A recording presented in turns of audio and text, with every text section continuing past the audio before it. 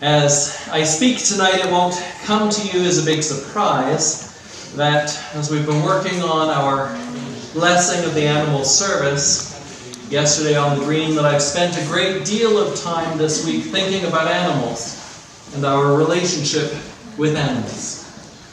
For the most part, for us city dwellers, this often comes in the form of time spent with cats and dogs, but in reality, our relationship with animals goes way beyond that to all forms of living creatures. London has a wide variety of wildlife that has learned to coexist all around us. If we take time to notice, squirrels and rabbits and chipmunks, multiple varieties of birds and even reptiles, just to name a few living side by side. As we rush about our lives, it's so easy for us to neglect all of this around us and to see nothing but concrete and steel and glass. But our readings this evening from the Psalms remind us of all that God has created. Reminds us that we are part of God's beautiful creation. We are not the entirety of God's creation.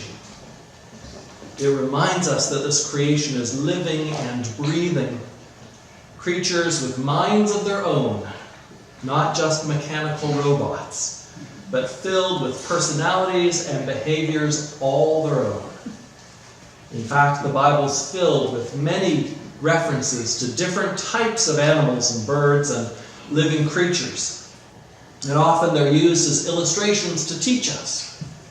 You see, while we are stewards and caretakers of this beautiful creation, we can also learn lessons from it.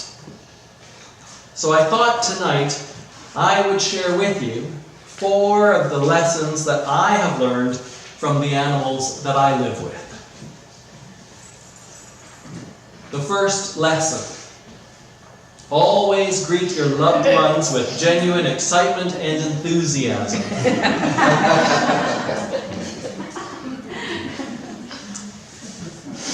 This is Lily and Delia. The first lesson that I have learned from our dogs over the years is when someone goes away for a period of time, always greet them upon their return with genuine excitement and enthusiasm. Don't restrain the love that you feel for them when you welcome them home. There's nothing like the experience of walking through the door after several weeks away and being greeted with overwhelming love and affection. It makes home for us. For years when Mark and I would travel, my mom and my aunts would come and look after our house and our animals for us. And no matter how tired we were when we were coming home, what time zone we had come in from, our spirits were always lifted when we walked through the door and were greeted by that sheer excitement and love of our dogs wiggling all over and around with sheer excitement to see us. Wouldn't it be so nice if we could do the same with our loved ones? So many times, we as people, we hold back on our emotions for fear of how we might be perceived, for thoughts that others might think it's too much, I'm crazy, I'm too emotional, or a number of other things. So when we're finally reunited with someone we love, someone who's been away for a while, we hold back on showing our excitement, on showing our love. We need to throw caution in the wind and just let that person know how much we've missed them, how much we've loved them. The second lesson that I've learned is that a good scratch behind the ears is always way more important than a high score on a video game. There are many definite routines and patterns that happen on a daily basis in our house. But one that plays out daily involves my iPad and a kitty cat. When I have some downtime, I like to play some video games on my iPad. And for me, it's a mindless activity that allows me just to rest and allows my mind to think about things and to process. But it never seems to fail that Lucy, here, one of our tortoiseshell cats, will jump up beside me, and just as I'm about to make that critical bubble-breaking shot, she'll nudge my hand and I miss the shot. I see she's looking for a little bit of attention. A good scratch behind the ears. No matter what I do, I won't find peace and be left alone to play my game until I set my iPad down and spend a little bit of time giving her a little scratch behind the ears. We've talked about this many times. Many times here as a church, as a group, from a number of different perspectives. How many of us and how many times do we focus our attention and our energy on our devices or our work or our hobbies rather than on the people around us, the people that are with us? We need to make sure that we have a good balance in our life. We're not ignoring the people. This is so important to us. And yet I think as a society we're really struggling with this right now. We can't forget how important each other are. And to take some time to give each other a little scratch behind the ears.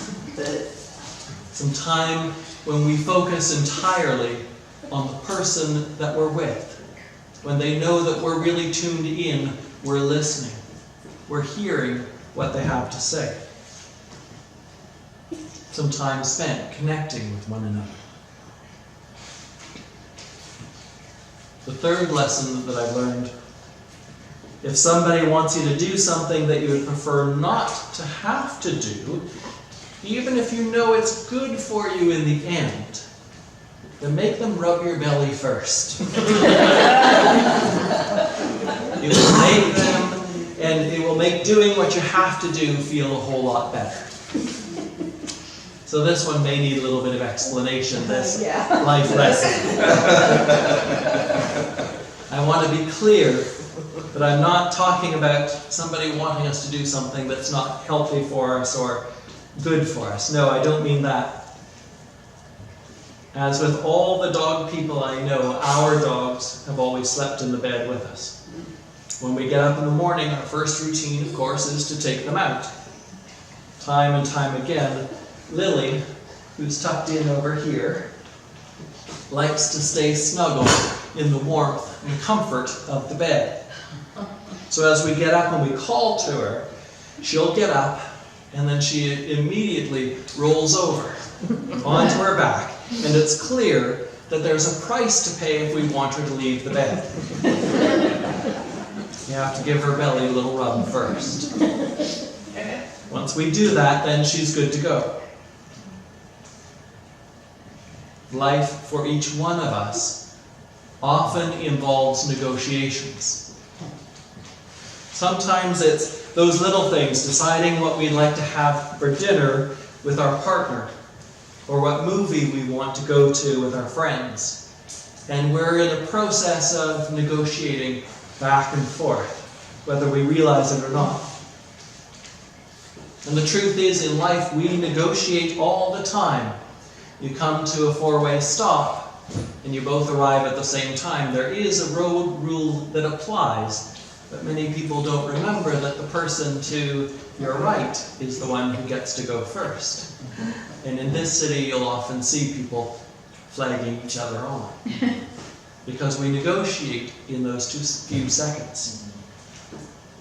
In its simplest form, this means that having our choice or our way some of the time, and allowing the other person to have theirs the next time, or finding a way that meets both needs at the same time.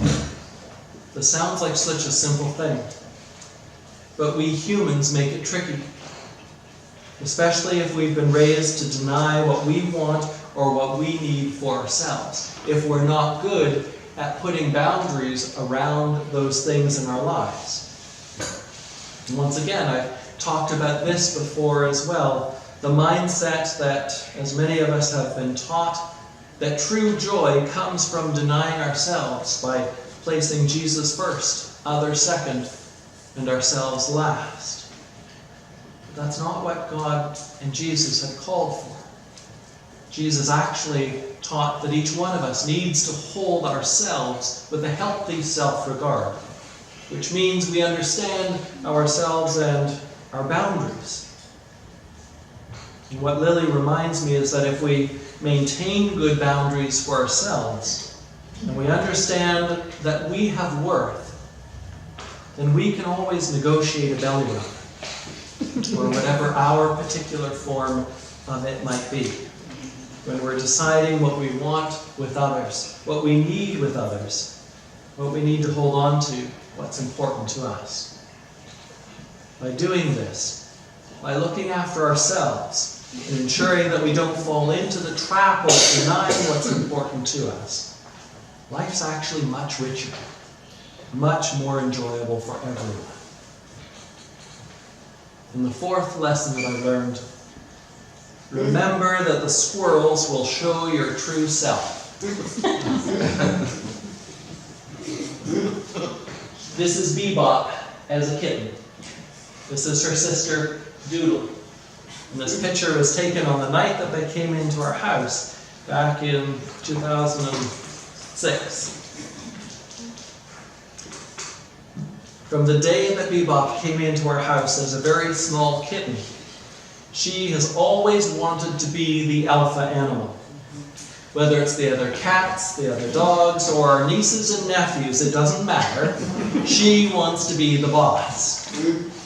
And sometimes she's done this by sitting at the top of the stairs. And I remember one time at Easter in particular, the nieces and nephews were all down in the basement watching television and playing games, and dinner was ready. So they went to come upstairs, but who was sitting on the top step? Bebop. And she was letting out the most vile hissing sound that you could imagine, and swatting at people, and even the adults who were there with us were a little afraid to pass by. One of our other techniques has been hiding just around the corner, ready to pounce on somebody as they're walking down the hallway. She's always had a tendency to try and to put them in their place, as she has determined that to be. But this last week, both Mark and I witnessed the funniest thing. We were standing at the back door, and Bebop was out on the patio in the back of the house, laying out in the sun. And as she was stretched out, enjoying the sun, two squirrels came into the yard and started to play. A black squirrel and a gray squirrel. And they ran down the yew tree, jumped onto a lawn chair that was sitting beside it, onto the ground, back up to the chair, back up to the tree, and around in circles. They would stop and they would go back and forth, and they really were playing. They weren't fighting with one another. And Bebop had laid there for some time and finally got up and noticed them. And started ever so slowly, as a cat will do, and started walking towards them in her greatest "I am the lion of the vale" manner. And she got to within about a foot of them, and all of this time they kept playing, seemingly totally oblivious. But as she reached this distance, they finally stopped, and the two of them looked at her. And they started chitter-chattering at her. And she wasn't quite sure what to do. And one in particular was the black squirrel, sat right there on the chair, and she was on the ground, so you know the height of the seat, and she was here. And the squirrel came about 6 inches closer and was nosing towards her and continued just to tell her off, as a squirrel has wont to do. She didn't know what to do. And eventually the squirrel jumped down and literally ran directly in front of her where she could have easily reached out and swacked it. She doesn't have any front claws, so she couldn't have caused it any hurt, but the squirrel didn't know that. Ran inches away from her. And she came slinking back into the house. And climbed up into a chair for what she probably just thought was a well-deserved nap.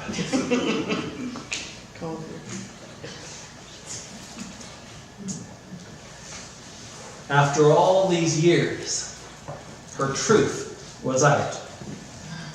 She was all bluster, all wind, but no force. Sometimes we find ourselves taking a position in life, taking on a facade or wearing a mask that doesn't really show who we are. Sometimes it can be the mask of a harsh and an uncaring person, a mask that we wear to hide our actual, very tender heart. A fragile heart that's been hurt far too often. So we keep people from hurting us by making sure we hold on to this mask. Sometimes it's the opposite. It's that always happy, always smiling mask that we wear. We never have a problem in the world. Somehow we got the message. That to show that we were struggling, to show that we had a problem was a sign of weakness. So we feel that we have to always pretend that everything is good, no matter what. There are many different masks that we hide behind. But the problem with masks is that they aren't real. They keep people from knowing who we are, who we truly are. And they keep people from really connecting with us. In the end, they only cause even more hurt and more harm. God doesn't want us to hide behind a mask, behind something that isn't truly who we are, to pretend that we're something that we're not. God just wants us to be ourselves. So I share these 4 lessons with you. Just a few of the lessons that I've learned from some of the creation that we live with. Simple things, but meaningful. Don't be ashamed to show each other how we really feel. Make sure we take the time to connect with those around us. Make sure we look after ourselves and don't deny what we need. And don't hide behind a mask. I'm sure that you could add your own lessons that you've learned as well. God's creation is all around us. And God's unfailing love is demonstrated through it. Let's have eyes to see. Amen. Amen.